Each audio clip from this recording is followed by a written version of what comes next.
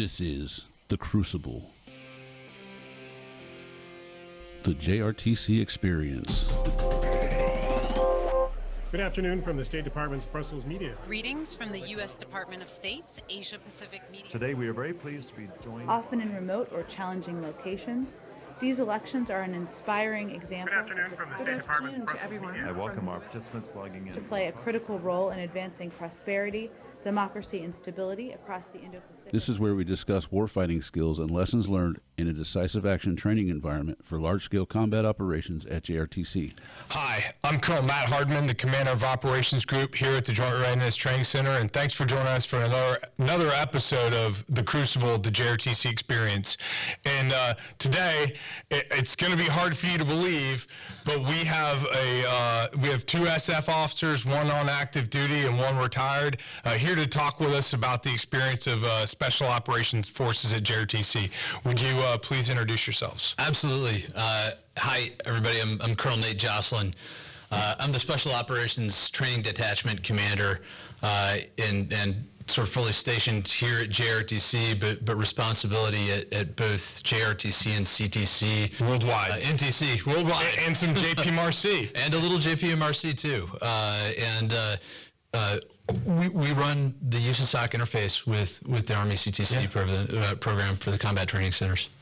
And I'm Tom Vogel. I'm a retired Army Special Forces officer, and my title here is SOF Mentor. I'm one of 2 or 3 special operations mentors that come here, and our principal job is to coach and train the Special Forces company and its detachments.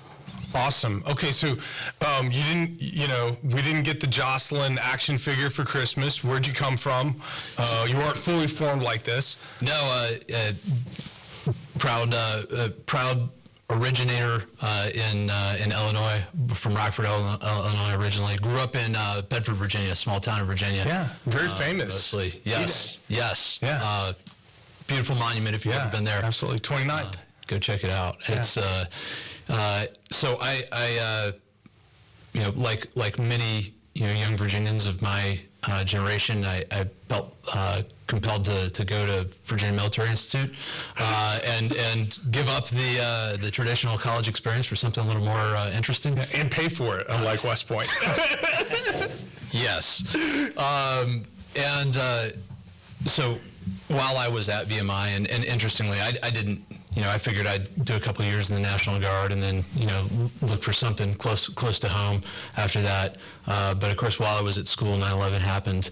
And that really was the impetus to get me to choose an active duty contract through Army ROTC. And, from there, commissioned as an infantry lieutenant, spent my first tour as a proud wolfhound out in Hawaii, 227 Infantry. Yeah. Did a tour, long tour in Iraq back in the early days of OIF, and following that, decided to try out for SF. As you can see, it worked out. It worked out. And then spent most of my time as an SF officer, as a captain, as a major in 10th Group. Actually culminated with a year as the Group S3. Well, Tom here was the DCO of 10th Special Forces Group at the same time. Got some great experience in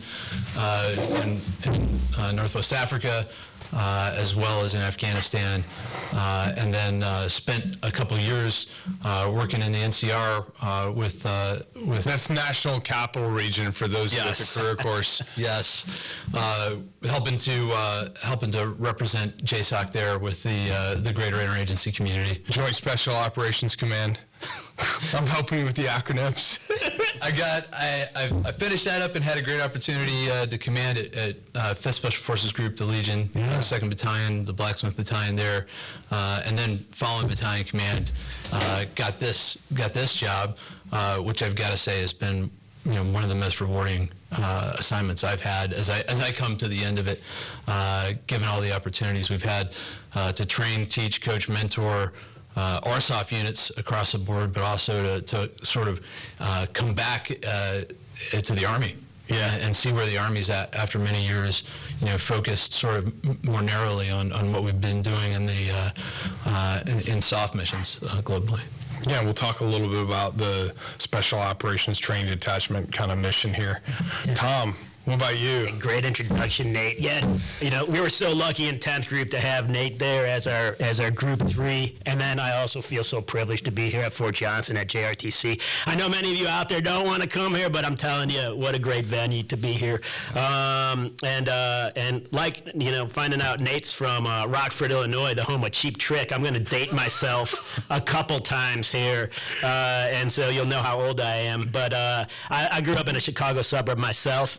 So anyone from the South Side, I know it's St. Patty's Day today, so I hope you guys are having a pint somewhere. But I graduated high school and I went to West Point and got commissioned in the infantry, and my first assignment was in the 101st Airborne Division, where I was an infantry platoon leader, anti-armor platoon leader, support platoon leader, and then battalion S4.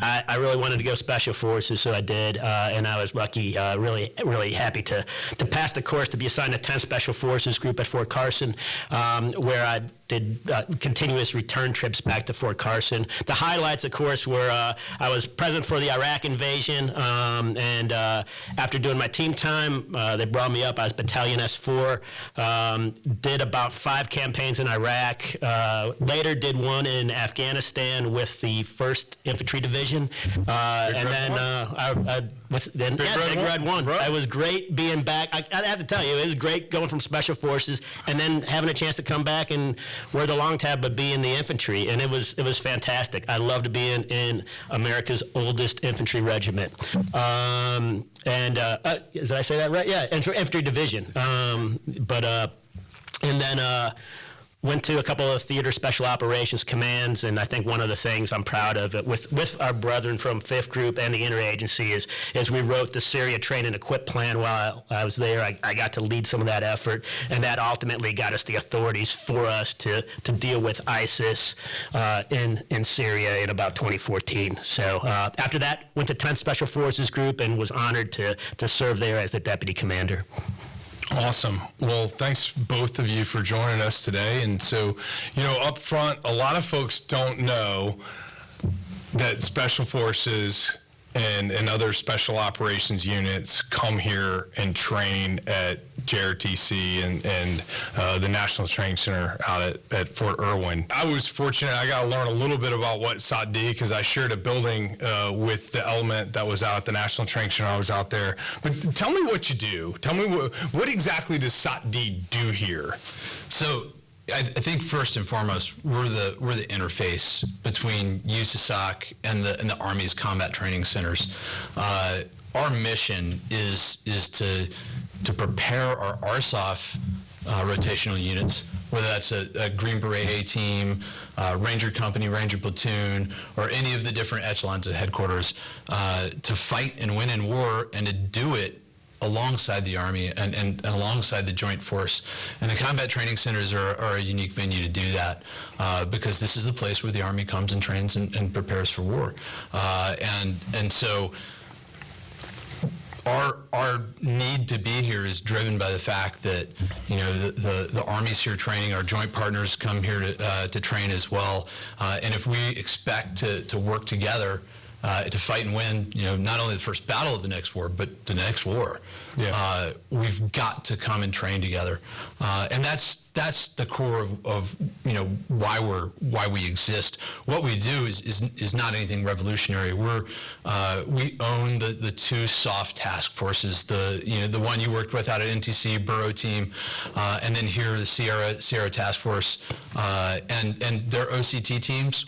We also work with the soft plans on scenario design to ensure that the Army Special Operations units are training on the core tasks that they need to be successful on, especially focused on a large-scale combat operations, high-intensity conflict Against peer competitors. Against peer competitors. Yeah. And so we're super fortunate. We've got a group rotation, so 06 headquarters coming next month, and I think that's going to be an amazing experience. And some of the counsel and guidance that we've gotten from senior leaders, I think, has been phenomenal of really pushing the envelope of what we're doing here.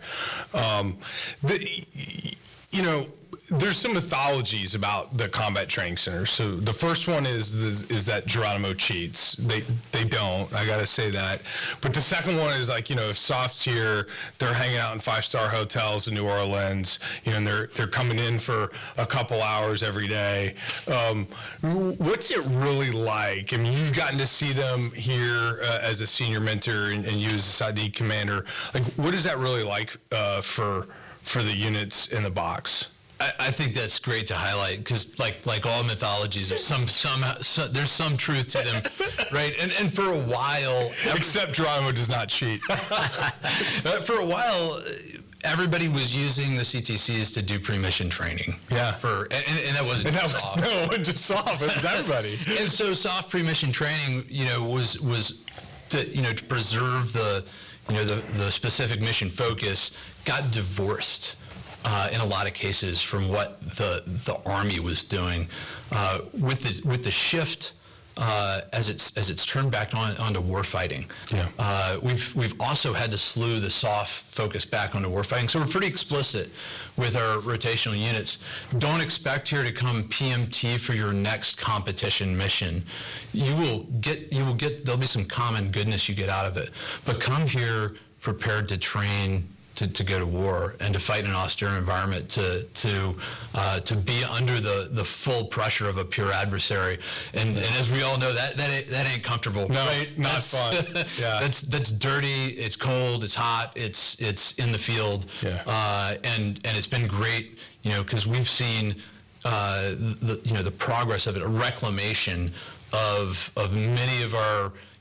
Like fieldcraft skills. That is a great word, reclamation of skills. Yeah. And, it's so this rotation, we got an element, I saw the ODA team sergeant and I stopped him, walking by, totally caught my eye, and it wasn't a beard.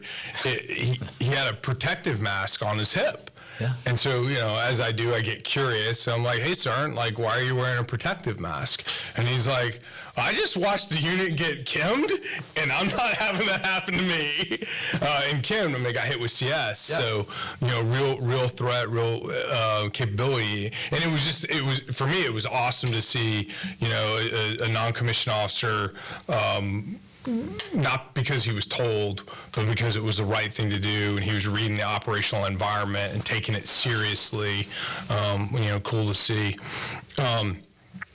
Okay, hey, so Tom, how many rotations do you have as a senior mentor? So I've been to about 13 rotations at this point. Okay, and over the last couple years, right? Yeah, 2 to 3 years. And I should mention a part of it. Right after I got out of the Army, I went to grad school for my MBA. So I kind of had that break away. Yeah. And I hope that when I come back here, I'm trying to bring back some of the lessons from business world. And you look fresh. Like somebody, that's been, rejuvenated from grad school. Yeah, it was good. But I did that, and then for about 3 years, I've been coming here between the National Training Center and the Joint Readiness Training Center. So you've probably seen some stuff. From your perspective, where do you assess sort of where we're at over the last couple years?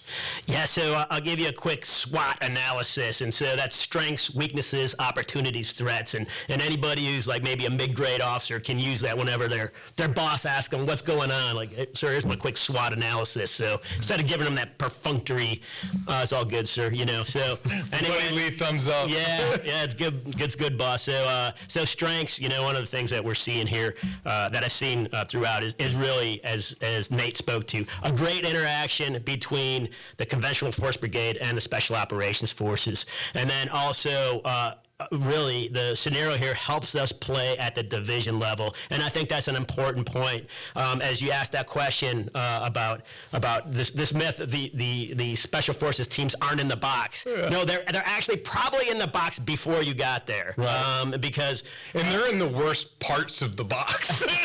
Right. Yeah. They're supposed to be there, and we believe they will be there in Phase 0 before the war even kicks off. So when we go into dominance or Phase 3 or even even, the build up to it, you should have special operations teams ahead of you. Competition to crisis and at the beginning of conflict. Yeah, right on. So they're there in that interaction on a personal level and in terms of mission. They're there actually to support you in your movement and maneuver by being at least a phase line ahead and try to be 72 hours ahead. So that's a strength. Can I just real quick on that? We talked a little bit yesterday when we were kind of doing the update. For our generation, that's we're pretty comfortable with that. I mean, that's how on multiple deployments, what we experience, special operations forces operating around conventional units operating around special operations forces. Wasn't easy in the first couple of years of Afghanistan, Iraq, didn't always go well, but as time went on, the folks that had been company commanders that then became majors, that then became battalion commanders, they got the sets and reps at it to the point that frankly, we kind of take it for granted. But these ODAs, they're not working for the brigade, and they're not even working for the 21st Airborne Division. And that comfort with ambiguity that many of us got accustomed to is really part of what we're able to train here, is that hey, this brigade isn't DS to you. It's not required to do these things, but together collectively we're going to work together to achieve the JTF and the nation's mission. What have you kind of seen with that?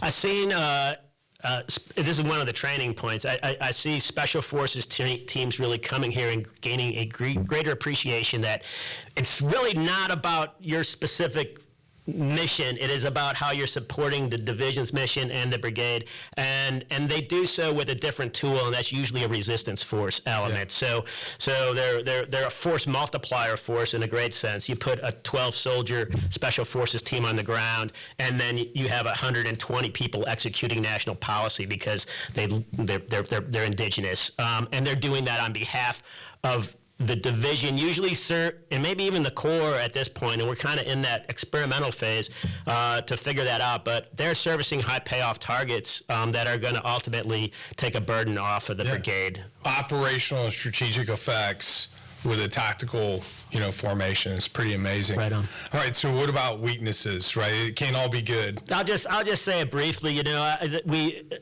we still have a lot of struggles in our equipment speaking to one another, and also being innovative at the where we are today in terms of business communication and our devices that we have that are technologically enabled.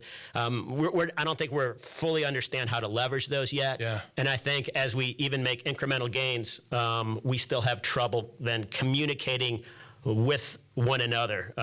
So, and I mean, that's one of the things, based off really some observations that have occurred at the CTCs over the years, that in the fall, I mean, the Army took on and did the C2 fix, really focused at brigade and below for some of the same challenges that, I think we're going to see over time here pretty quickly, trying to address those gaps that we don't have interoperability issues, whether it's between different types of units or multinational units, closing those gaps to truly leverage all the capabilities and resources that are available to us. There is, I would add, there's obviously a tech side of this that's as simple as sort of, making one thing talk to another. Yeah, but the trons. It is. And none of that's overly complex or insurmountable. In fact, we see units both on the conventional and soft side. If they have enough time beforehand, they'll solve the problem for you, and they don't have a tech issue with communications. I think probably what we do see a little bit more of is in a LSCO environment. In a COIN environment, you could get away with the soft CF relationship being more or less deconflicted. This is my network that I'm interested in, or this is my area of operations that I'm responsible for, and you draw those lines with graphical control measures or otherwise. And deconfliction, if you were doing it well, it was good enough for a C, right? And you were you were getting your C grade and you were moving out, and it was fine. Like both units were able to do that fine in a LSCO environment with the dynamism that we see at play. Like deconfliction doesn't cut it. No, yeah, scale and scope. You've got velocity requires. You've got to coordinate. Yeah. You've got to truly be interoperable and cooperate. Yeah. And that's proactive, not here's my graphical control measure, and we're I won't cross my line, you don't cross your line, and then we'll spend the rest of our, like we did a 6 or 12 month deployment not talking to each other because we know our swim lanes. No, this is about, a constant dialogue between the SOF forces and the conventional forces as those objectives shift, as the CFL moves, right? And I think the other part of that, and I've got some friends in the joint community I've kind of had these conversations with. I think it's also the demands of large-scale combat, particularly I think in the modern era of with just the speed of information and the volume of information, it requires a level of leader maturity about like, okay, this ambiguity, I don't fully understand everything. Yeah. But I have to err on the side of doing the right thing on behalf of the larger purposes that we're a part of. Yes.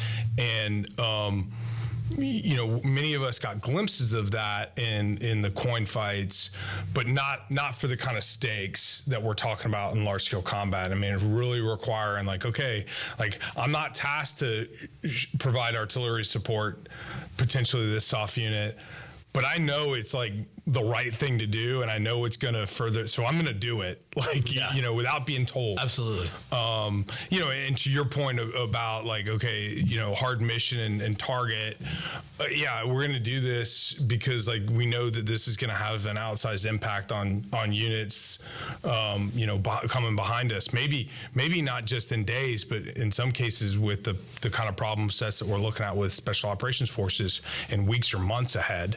Yeah. All right. Really, one of the things Nate said, I just wanted to throw this other word in there. As great word, the deconfliction, and then we kind of went towards, hey, then we're trying to achieve, over time we're trying to achieve synergy. But really, the word, I think the word of art that we're moving towards is interdependence. Yeah. And I think that's a trend in a lot of business models, and I think it's a trend we're also seeing between conventional forces and special operations forces here at the combat training centers. Yeah, absolutely.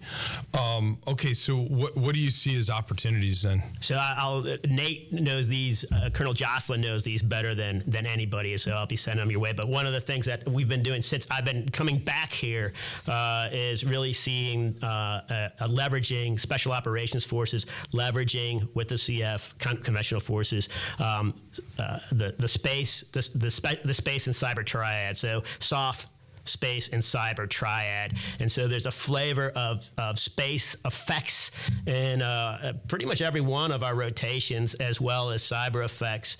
And so that maybe I'll punt it over to Colonel Joslyn to talk that. Absolutely, Tom. I think a big piece of that is the relationship between the SOF folks and the people within our formation that deal with space and cyber, because SOF doesn't pretend to be experts at cyber and space-based issues, but we do have the relationships with those commands, and to a greater degree, a lot of what we're doing is providing access for them. Right. And it's not that your average Green Beret has suddenly become that's glasses. level 20. Not that there's anything wrong with glasses. No. Or that there's anything. I'm sure there's somebody listening to this, some Green Beret out there that's like, I am that good at cyber. The PhD that can win a bar fight. Absolutely. We've got them out there. But we're not. We're not asking that. And when people hear about the soft space cyber triad, I think they mischaracterize it sometimes as like, well, I've got a Green Beret out there that can do all that stuff. Really, it's about the connectivity that our commands all the way up to the Sojitafetch line have to the folks, the R Cyber folks, or the Army Space Brigade folks that truly have the purview there, and they're the ones that talking to our higher command about where they need access, and then we can just like we're providing geographic access for the land force commander in depth through a partner force. We're doing a lot of that. The goal is to do that, across domains, and that's what I think we're getting that into the rotations, and the opportunity to test case, what that looks like in LSCO is unparalleled. Yeah, because this is where we do a couple things, I think, by doing that. I mean, one, we refine processes, we refine tactics, techniques. Yeah. We give feedback on technology and capabilities and structure. But I think the other huge one is leaders gaining literacy in these domains. I don't think that's just special operations, but in providing that access, it's helpful if you have a literacy about the effects and what's in the realm of possible, going forward. And I think for all of us, I mean, that's a huge part of what we have to do is we have to increase our literacy with with these domains, so that we can be informed, kind of in planning, but also in asking for and recommending effects. It is, and I think it's an awesome point to highlight too, the work that's been done here and and at NTC on replicating the division functions at that ops group. I think some of this stuff doesn't really start to make sense until you up echelon it to that level. And your brigade or your RSOF rotational unit, they may not know exactly why they need to get a device or some personnel to a certain point on the battlefield. The MacGuffin. I love that you had the MacGuffin. Yeah, I mean, sometimes this thing is the suitcase from Pulp Fiction. Yeah. Right. We don't know what's in the suitcase. It doesn't really matter. It drives like the planning, the story, the exercise, the scenario. But what does that translate to in tactical reality? And that's where the Combat Training Center is exceptional, because you've got this theory. Now go out and do it against a real peer enemy. Right. Like, can you really get that where you think you ought to get it? Or are we selling wolf tickets here? Yes. Right. Because now you've got Geronimo or Black Horse out there hunting for you. Yeah. And it may not be as easy to get deep as you thought. And it may be on the MacGuffin device. It may be, so look it up. It's from an old detective story from like 1910 or something, but it is in Pulp Fiction. But when I was a captain and we were in the Special Forces qualification course, there was always, you always sense like, hey, that's not really real. When it's like, you're going to give this off to this asset, and he was the MacGuffin device. Yeah. And you're like, it's fake, or whatever. Hey, I'm not kidding you. Then we go into Iraq, and like you actually hand it off to the guy, and then there's effects, so even though like maybe here you don't have the actual space thing that jams the satellite, or whatever. You're still practicing it, and so hit the I believe button sometimes, because when you really do it, you've at least gotten those reps. Well, and I mean, this crazy thing, right, is like we talked before kind of the show here. The things that I experienced in the combat training centers. I got 5 rotations as a player. That then I experienced something very similar on a deployment. And you're like, yes, maybe that is like possible. Because like we come up with this stuff. Yeah. Like based on all of our like lived experiences. That's true. And so I think this is important. I appreciate you kind of bringing it up, because sometimes there's a perception. I went to National Training Center as a support platoon leader, and then I was an AS3 there, and you don't really realize maybe at that level, like everything that's happening at scale. And so you may not see it at the company level, like directly, but it's happening around you. It's just training a different echelon than maybe you're at. And so, I kind of get this all the time. Feedback's a gift, but I get feedback where it's like, wow, like the CTCs don't get it. Like we're not doing enough with EW. We're not doing enough with cyber. We're not doing enough with space effects. And I'm like, well, like we're actually doing a lot.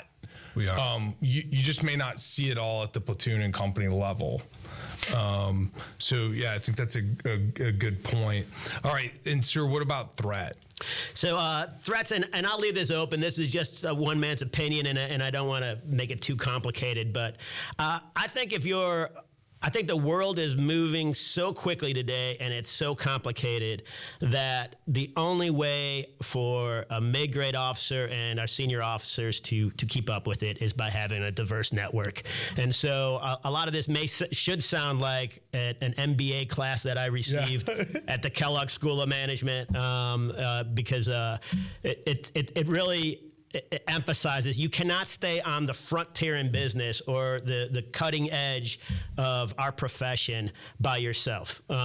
You need to leverage other people. And so the first thing I would say to maybe somebody who's a mid-grade officer is maintain those contacts with your cross-functional team, your team leaders that are in the support side, that are in other maneuver units, the ones that are working on signal capabilities, but have a diverse network inside the Army, and then seek as you can to have one outside as well. So, because none of us can see the future. It's impossible, all right? It is impossible to see what the future looks like. Even visualization doesn't quite capture that. But what you can do is, through a diverse network, understand what's going to happen better. And that's something we don't teach. It's actually something, we talked about, it's a training component we prevent because we put security clearances on everybody. And I'm not trying to violate security, but our culture is insular. Yeah. It's naturally insular. And I think for us to be effective in the future, we need to know a lot more people, trusted people, still do it effectively, but build that network, because it's going to be, that's something that for me, eventually becoming a colonel, I did not have an outside network until I was probably a senior 05 or an 06. I mean, really, it wasn't really until those times that I really started doing that. Yes. And even then, when you get out of the Army and your LinkedIn profile is all Army people, you're not a diverse network. Yeah, and the one very attractive person that's inviting you to do something else that's not actually an American, exactly. Right? So you know, I mean, so you something you said there. I mean, if you come out of Command General Staff College, I'm an infantry officer. If you come out of Command General Staff College as a major, and the only people that you've been hanging out with and doing PT with and having dinner with are other infantry officers, you did it wrong. You did it wrong. And you know, I mean, I was fortunate based off kind of my experiences. I got the opportunity to go to grad school as a you know, I'm like blessed for the people I've had in my life have very different perspectives than I do.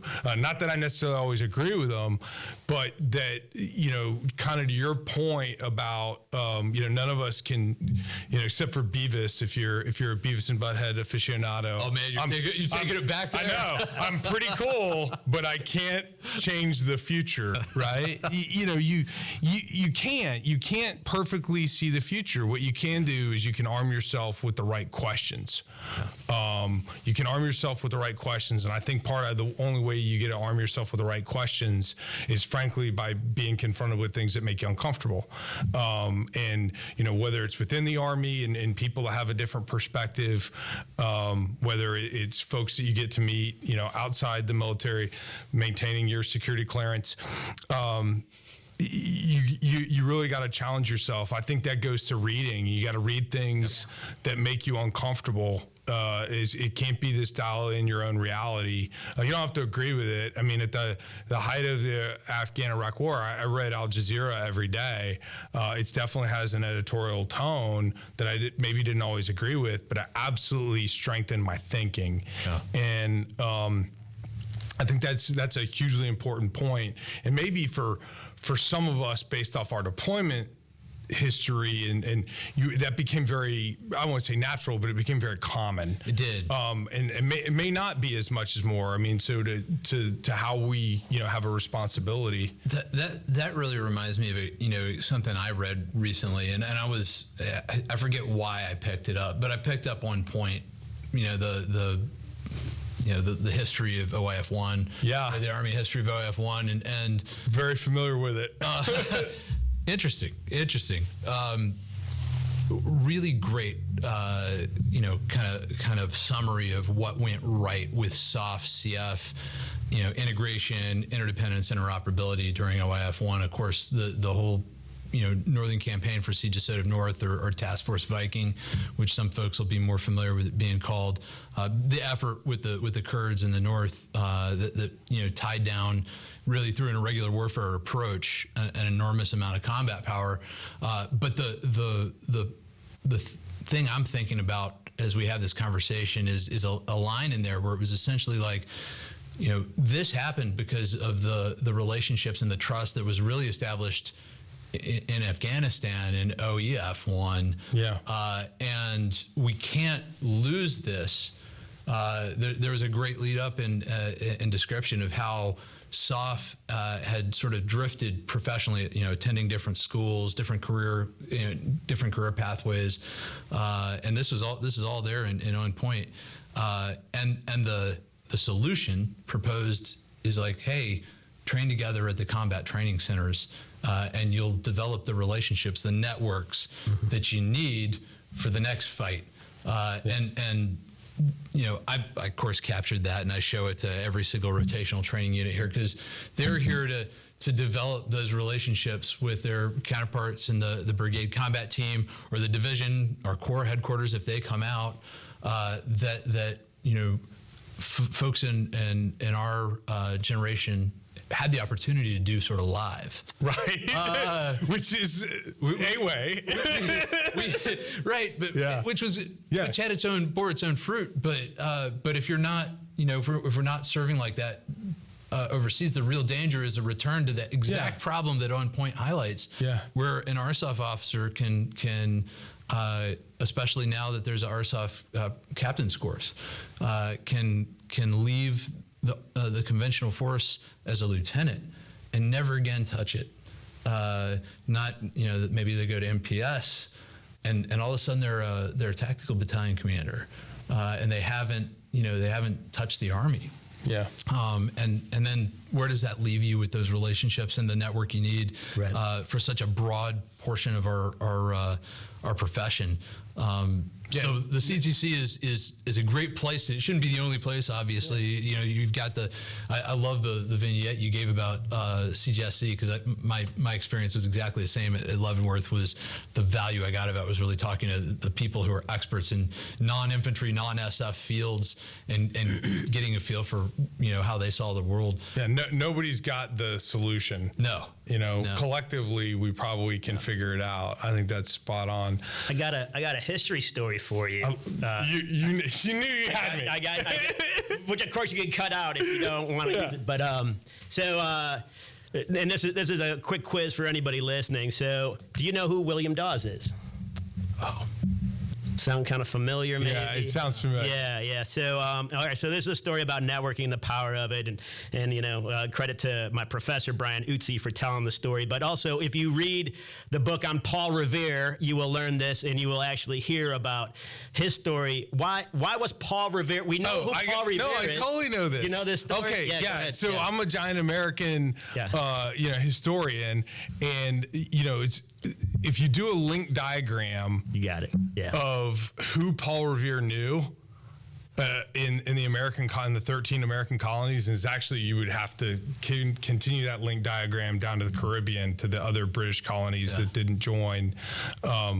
But it's a who's who of the American Revolution. I mean, that's who Paul Revere knew. It's funny you say that. I did a staff ride from the British perspective in the Southern campaign of the American Revolution, and I mean it's like really, really fascinating kind of when you look at it, who all Paul Revere really knew. If you were really doing the link diagram out, it's fascinating. And the conclusion, and they see it again in business writing today, because they could look at, they know, and they know the writings from that day. But William Dawes that day actually rode farther, longer, and harder than Paul Revere, and he produced almost nothing in terms of energizing people to fight against the British. And it's because he had a closed network.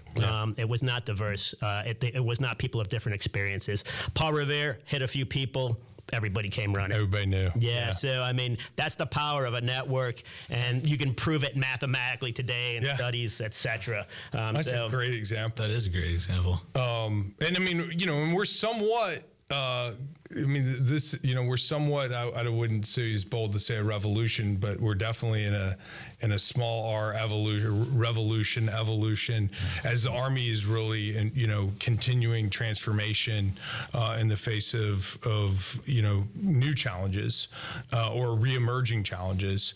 And so, on the conventional side of the Army, this journey to really prepare for large-scale combat operations ongoing, but the Special Operations Forces have really been in their own transformation from really the experiences of the war in Iraq and Afghanistan, and and that's not leave everything behind.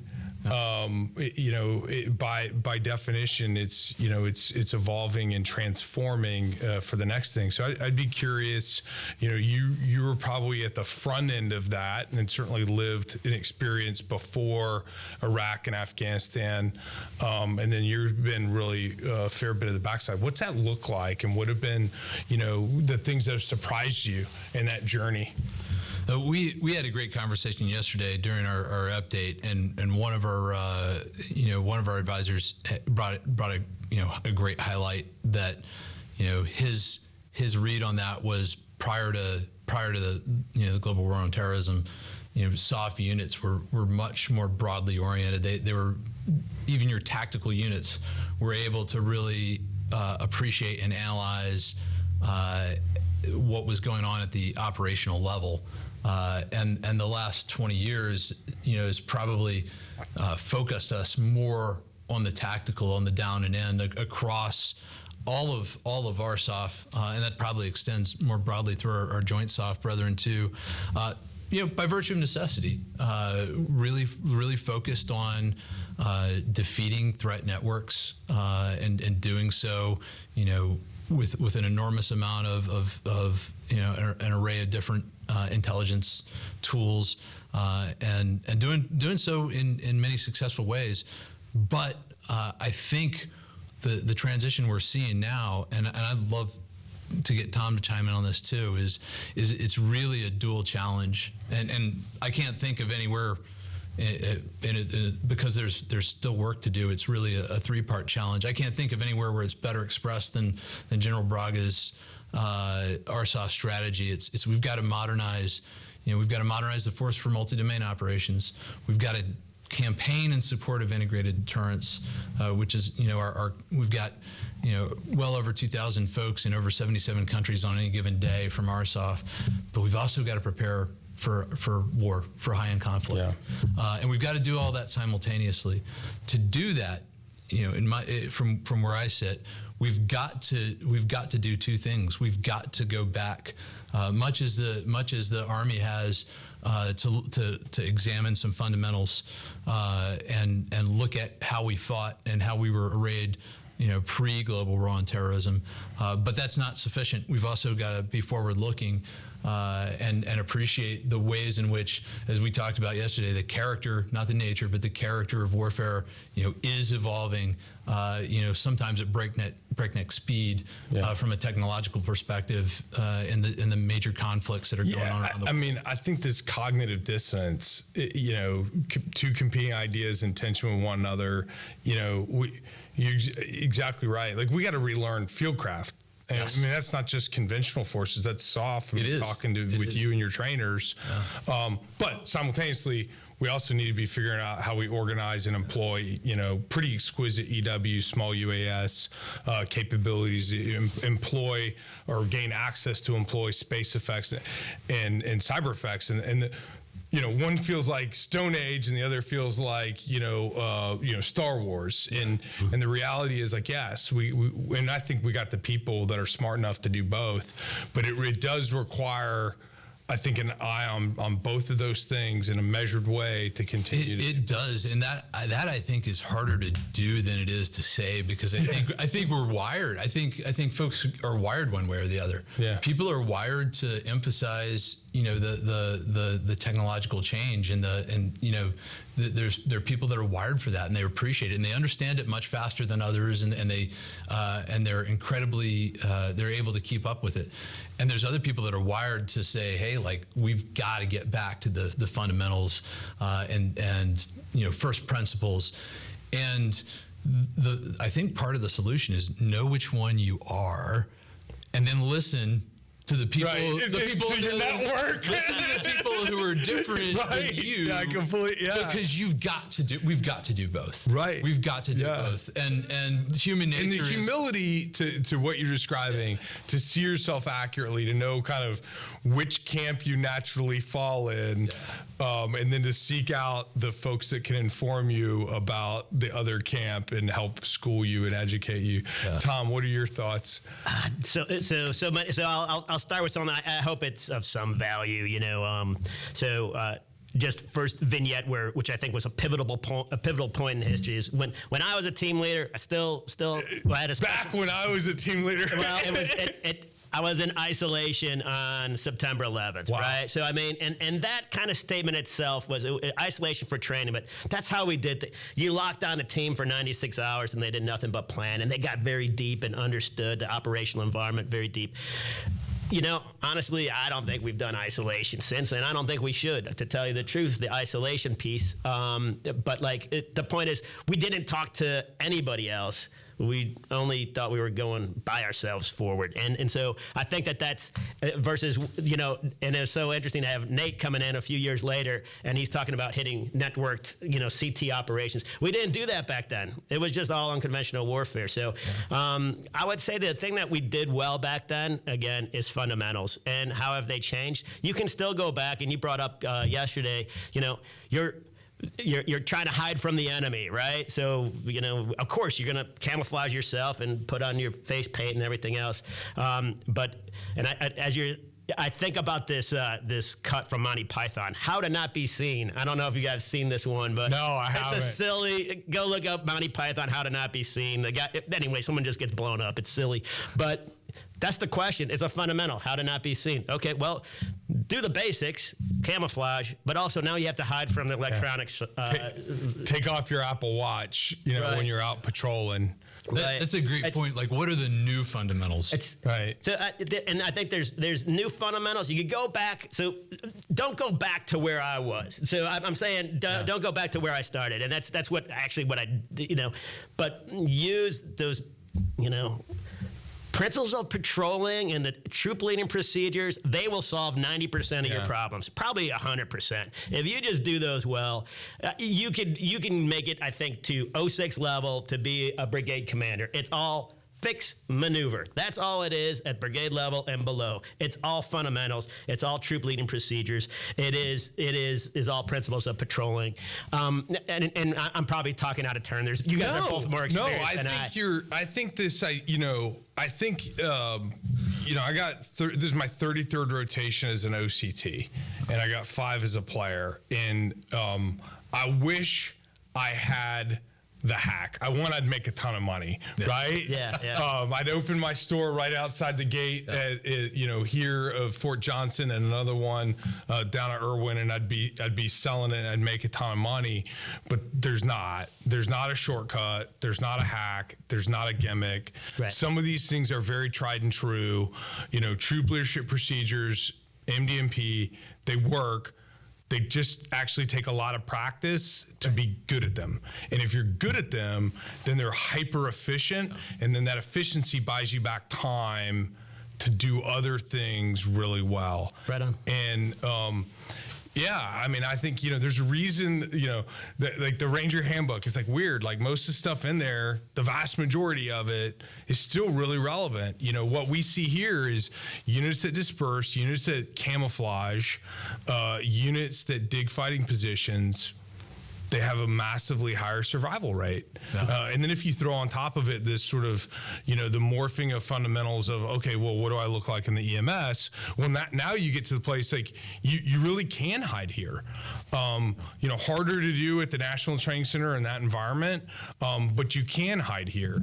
And it's doable. It's just hard. It's not overly complex. It's just hard.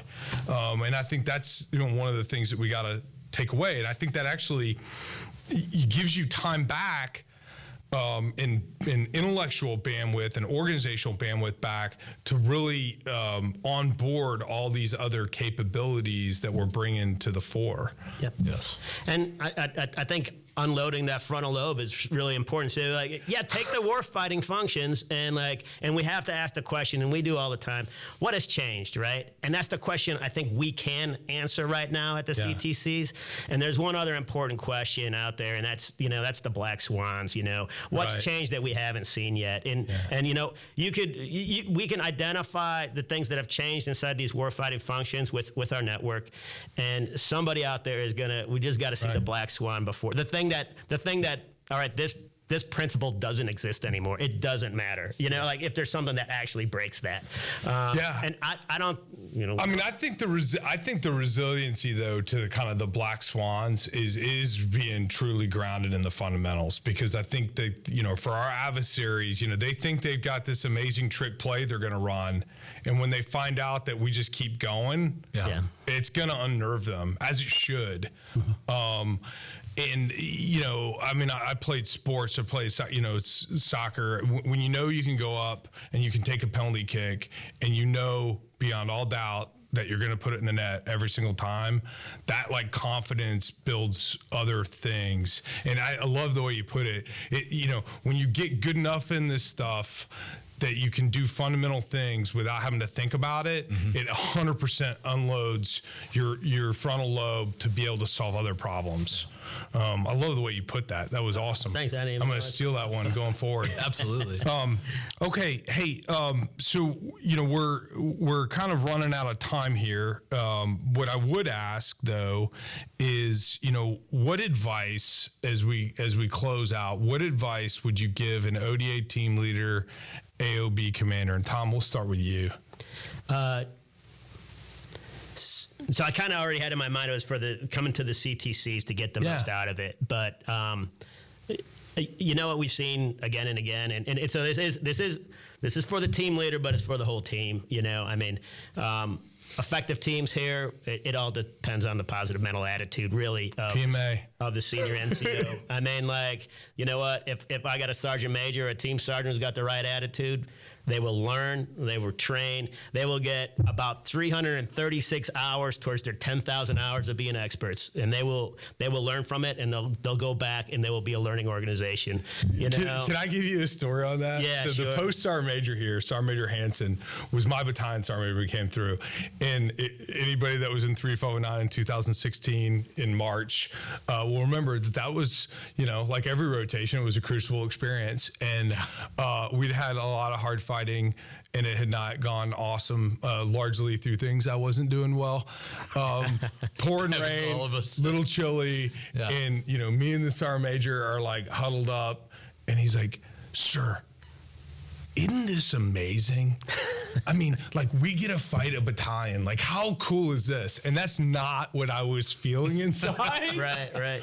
But to your point, that is absolutely a combat multiplier. It's acknowledging that, hey, this stuff is hard, but that not only do we get to do hard stuff, we get to do hard stuff with great people. Yeah. I think that is absolutely the secret sauce. No one wants to be put under a microscope, so just come here and fail, because success is a lousy teacher. Come on out here and do that. Yeah. I love that. What you talk about your positive mental attitude, especially from senior NCOs, and your story reminded us of one of the best piece of advice I got from it was a senior SOF NCO, sergeant major type. He told me, what really brings people together is very intense celebration or very intense suffering. I'll tell you which one you're probably going to get at the CTC. But if you care about being on a cohesive team, and if you as you should, you care about like the Chief of Staff of the Army said, a lethal team, cohesive and lethal team. Bring your team here, and you will walk away if you come to it, with the right attitude and the right amount of preparation, which is what I would add. You do need to do some preparation. If you come with the right attitude and the right preparation, you will absolutely be more cohesive, because you will have shared some hardship together in a way that you often don't get to do at home station, or even during a training event where you sort of control all the variables. And you're going to be more lethal because you're out here focused, laser focused for 14 days on fighting a war, and doing so, with and through your partners and your resistance forces. So you're going to walk away more cohesive and more lethal. And who doesn't want that? Yeah. You just got to pay for it. You got to pay for it. You got to pay for it because there's going to be that moment, like we've all had, where maybe you need that word of encouragement. But you booked the trip to come to Disney World. You're going to pay for the ticket. Yeah. Come and ride Space Mountain. Yeah.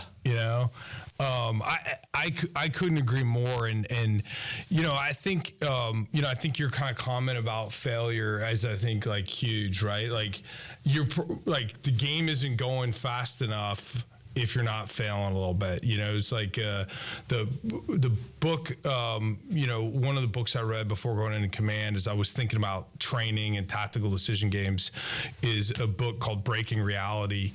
And the author, she talks about how, good games take you to the edge of failure, like, all the time. That's where they're training you to, so that when it's off, you start to kind of recenter back on your systems and processes and how you analyze things. But when it's on, you get this feeling that if you've played sports, if you've played video games, if you've done this, is called flow. Yeah. And so what we're really seeking is to help people find flow, so that when they're in it, they know what right feels like, but they also start to get the sense of, okay, this is now unstable. How do I get it back into flow? And I had great conversation with the brigade commander, because yesterday they had a rough couple days, as you expect, like fighting. And yesterday they absolutely hit a place of flow. I mean, it was amazing to watch. Battalions doing combiners maneuvers, small UAS paired with EW teams, employing fires, and 4 or 5 fights in a row over the last 24 hours until they got to the last one, and then it started to get unstable again. And then today, rehearsals, kind of resync things, and then they're sort of back into, and that's what we're aiming for, is this constant place of, we want the Tetris pieces to fall faster and faster and faster to really see kind of where you're at. And it's fun, because I think you actually get to experience both here. I think you get to experience the suffering, but I also think that you're absolutely, there's no way you come here and you don't get to celebrate some wins. And I think that's equally as important here, is like people like, sometimes those wins are small wins, but if we aggregate enough of them together, that's what's going to cause us to have success. Okay. Hey, Tom, you're the guest and the emeritus here. So you get the final word. Like, what's the final thing that you want folks out there to think about and know about with warfighting? I'd like to at least say you guys are better than we ever were. So I see a supreme amount of talent coming through here every single rotation. And so anyway, my job's supposed to be mentor, but I'm really a coach. Mentor's when you just teach somebody everything you know. That will be useless to you. So I'm trying to bring the best out of you. So that's our goal here. What's the final thing on combat or over here? Whatever you want. Yeah. Hey, I love the fundamentals. I love that you're talking about flow. Flow is one of those things I learned after the Army. It's Mihaly Csikszentmihalyi is the one who wrote the theory, University of Chicago, about 1980s. Look that stuff up, because it'll change how you think about your life and what makes you tick. And I think to also be good at combat, you gotta be good at taking care of having a balanced life. Anyway, do your best at that. Flow's a good way to start, but spend time with your families too, and enjoy time off when you're not here. Thanks. Appreciate y'all. Thanks for joining us. Look forward to seeing you in the next episode of The Crucible. Thank you for joining us on The Crucible, the JRTC Experience. The Joint Readiness Training Center is the premier Crucible training experience. We prepare units to fight and win in the most complex environments against world-class opposing forces. We are America's leadership laboratory. Again, we'd like to thank our guests for participating.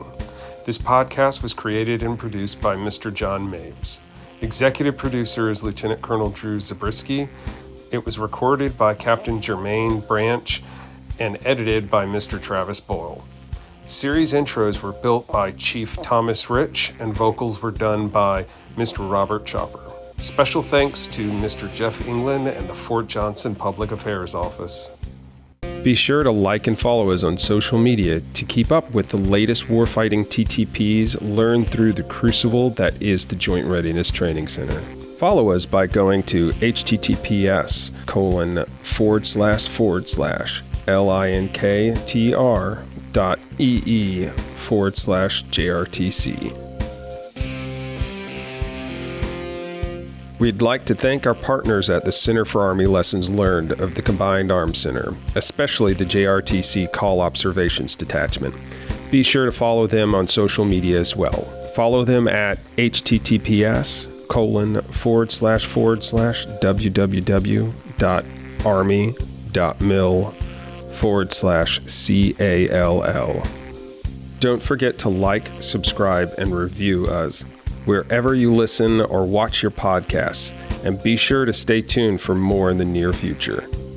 The Crucible, the JRTC Experience, is a product of the Joint Readiness Training Center.